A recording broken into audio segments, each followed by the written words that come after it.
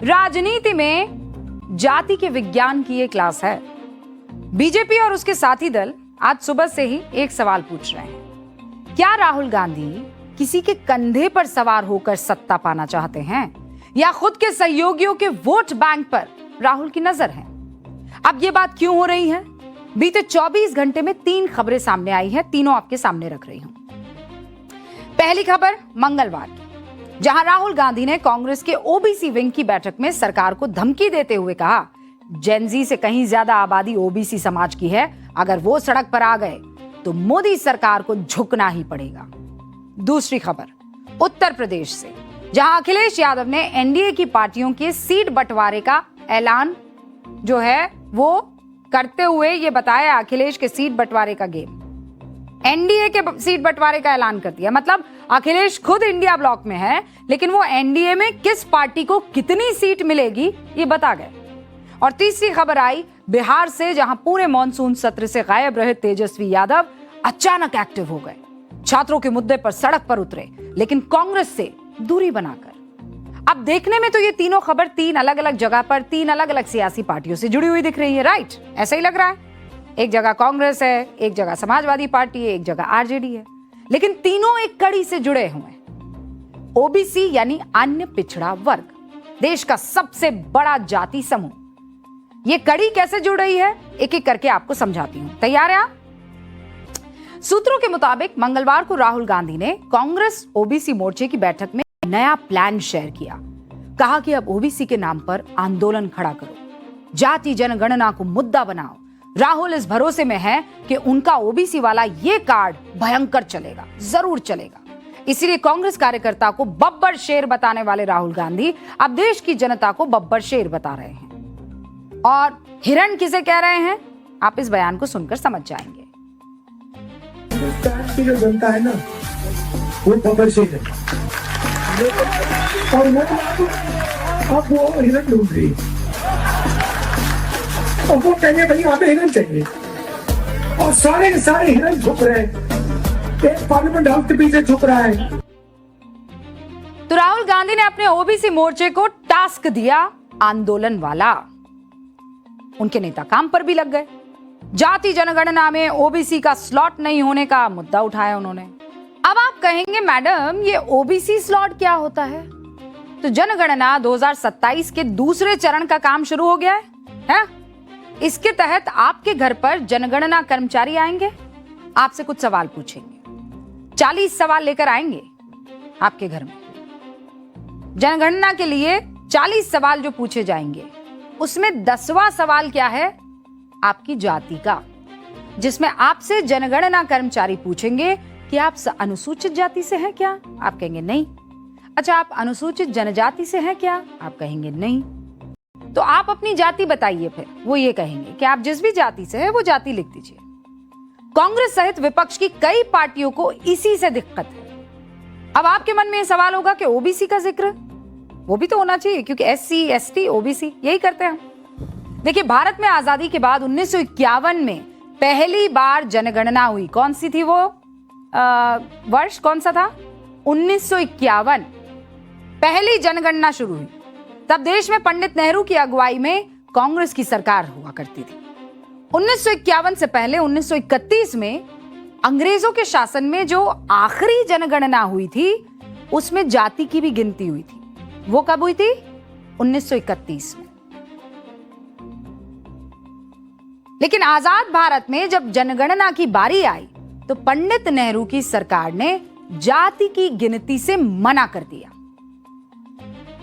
पंडित नेहरू ने तब जाति की गिनती पर सवाल उठाते हुए कैबिनेट बैठक में कहा था कि आजाद भारत में, सुनिएगा गौर से, ये नेहरू जी ने कहा, आजाद भारत में पहली जनगणना जाति पर आधारित नहीं हो सकती है। उसके बाद आता है साल 2011, बीच में भी हुई, हर 10 साल में होती है। 2011 तक हर 10 साल में होने वाली जनगणना में एससी एसटी के अलावा बाकी जातियों की गणना हुई ही नहीं। अब फिर से सवाल उठता है कि जब 51 से लेकर 2001 तक 6 जनगणना होने के बाद जाति नहीं पूछी गई, या 6 जनगणना में जाति नहीं पूछी गई, तो फिर आप क्यों पूछ रहे हैं?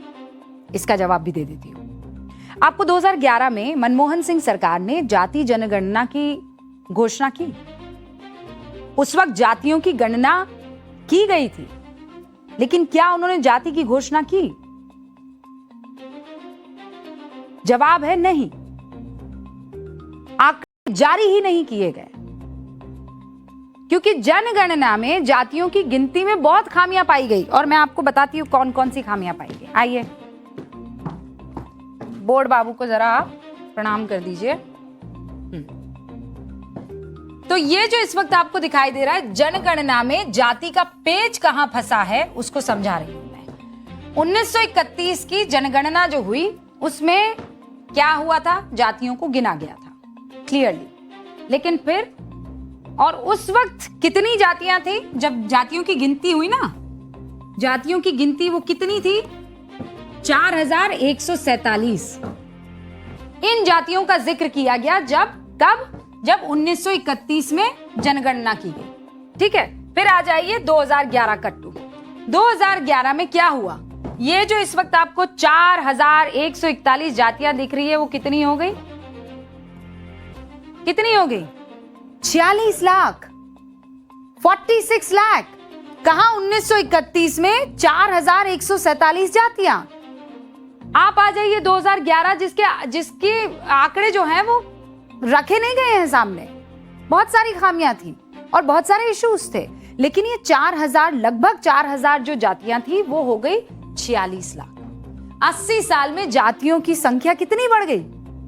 अगर आप आंकड़ा लगाएं तो लगभग 1100% इंक्रीमेंट हो गया जातियों में। 1100 गुना बढ़ गई। इसी दिक्कत के कारण कांग्रेस सरकार 2011 की जनगणना में जातियों की गिनती को सार्वजनिक नहीं करती है। और अब जब आप विपक्ष में हैं तो कह रहे हैं व्हाई नॉट। 2027 की जनगणना में फिर से जाति की गिनती हो रही है, पर कांग्रेस क्या कह रही है? इससे कुछ नहीं होने वाला। कांग्रेस कह रही है जैसे चंदा चोरी हुआ वैसे ही जनगणना के नाम पर घर घर चोरी की जाएगी। सुन लीजिए। 2025 को कांग्रेस अध्यक्ष ने प्रधानमंत्री को एक खत लिखा था कि जिस तरीके से बिहार और तेलंगाना में जाति जनगणना कराया गया था, उसी आधार पर आप राष्ट्रीय स्तर पर जाति जनगणना कराइए। उसका नजरअंदाज किया गया और खिलवाड़ है, ये विश्वासघात है। मोदी सरकार जाति जनगणना कराना नहीं चाहती है। गजब है भाई। आप करें तो सब ठीक ठाक, बीजेपी करने जाए तो हमें तो नीयत पर शक है। हम तो मानते ही नहीं है कि ये लोग ये करना चाहते हैं। कांग्रेस को ये बताना चाहिए कि जाति के सवाल में SC ST पर जाति पूछी जाए और ये घर घर चोरी है, तो फिर 2011 में ऐसी चोरी हुई थी क्या? अब आप कहेंगे मैडम हमें कैसे पता हुई थी कि नहीं हुई थी? तैयारी पूरी है सर, तथ्यों पर बात करेंगे। मेरे हाथ में 2011 की जनगणना की कॉपी है। वो जो सवाल पूछे जाते हैं ना, ये वो वाली कॉपी है। उसका प्रिंट आउट लेकर आपके सामने आई हूं। अब कांग्रेस मुझे बता दे ड्रॉप डाउन में क्यों नहीं है, ड्रॉप डाउन में क्यों नहीं है। 8वें नंबर का सवाल ये देखिए, मार्क करके लाई हूं। 8वें नंबर का सवाल कौन सा कैमरा कैच कर रहा है? कैम 5। ओके, ये 8वें नंबर का सवाल क्या है? इसमें ड्रॉप डाउन में क्या आ रहा है? शेड्यूल कास्ट लिखा हुआ आ रहा है, दिख रहा है आपको शेड्यूल कास्ट? और जूम कीजिए रवि। ठीक है, दूसरा क्या है? Schedule tribe. अब इसके अलावा तो मुझे और कुछ दिख नहीं रहा है। ये तो खाली है भाई। और अगर आप कैच नहीं कर पा रहे हैं तो आप जरा इससे रिलेटेड विजुअल्स डाल दीजिए। हाँ, ये डालिए जरा। ये देखिए, ये इसको मैंने जूम करके दिखा दिया आपको। ठीक है, अब मुझे बताइए, ये 2011 मेरे हाथ में 2011 की जनगणना की कॉपी है। इसके 8वें नंबर का सवाल आप देख लीजिए। एकदम वही पैटर्न है जो कि अभी सरकार अपना रही है। इसमें ऑप्शन है, आप SC हैं तो 1 लिखिए, ST हैं तो 2 लिखिए, इन दोनों में से कोई नहीं है तो 3 लिखिए। जाति पूछी नहीं गई है। यानी आजाद भारत में किसी जनगणना फॉर्म पर OBC जैसे शब्द का कभी जिक्र आया ही नहीं। फिर कांग्रेस ये मुद्दा क्यों उठा रही है हुक्म? इसका जवाब कौन देगा? केवल सियासत। आप अपना अतीत बताइए ना, ये दर्शकों को बताने से या वोटर्स को बताने से क्यों कतरा रहे हैं? जयराम रमेश, राहुल गांधी, तमाम बड़े वो लोग जो लिख रहे हैं ये सारी की सारी स्ट्रैटेजीज बताए ना। 2011 में ओबीसी का कोई जिक्र नहीं है, इसी तरीके का सर्वे फॉर्म, इसी तरीके के सवालात, और अब आप कह रहे हैं कि नहीं वो ड्रॉप डाउन में ओबीसी क्यों नहीं है। पहले आप जवाब दीजिए कि यहां ओबीसी क्यों नहीं है 2011 वाले में, किसकी सरकार थी? और इसके पीछे की सियासत भी तो आप समझिए ना। ये जितना आपको आसान दिख रहा है उतना नहीं, सारा खेल जो है वो एक सर्वे से क्लियर हो जाएगा। सारा खेल वोट का है। कौन से वोट का? ओबीसी वोट का खेल है। एक सेकेंड रुक जाइए भैया, रीस्टार्ट करना पड़ेगा, वो थोड़ा सा टाइम लगेगा। लेकिन तब तक मैं आपको बस ये समझा देना चाहती हूं कि सीएसडीएस का माफ कीजिएगा, एक सर्वे हुआ था। उस सर्वे के मुताबिक 2024 में बीजेपी को देश में 44% ओबीसी वोट मिले। ये जैसे ही रीस्टार्ट होगा मैं आपको सारी चीजें बताऊंगी। कांग्रेस को महज 19% वोट मिला। 2024 के कुल वोट में कांग्रेस और बीजेपी में लगभग 15% का अंतर था, जबकि ओबीसी के मामले में यह अंतर कितना हुआ? 25% का। मैं फिर रिपीट कर रही हूं ताकि आपको समझ में आ जाए, और यह आंकड़ा आपको समझना बहुत जरूरी है। सीएसडीएस का एक सर्वे होता है।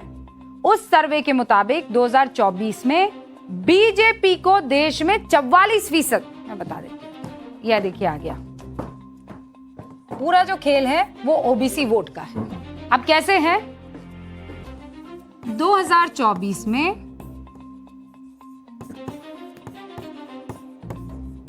बीजेपी को 44% ओबीसी का वोट पड़ता है, ठीक है।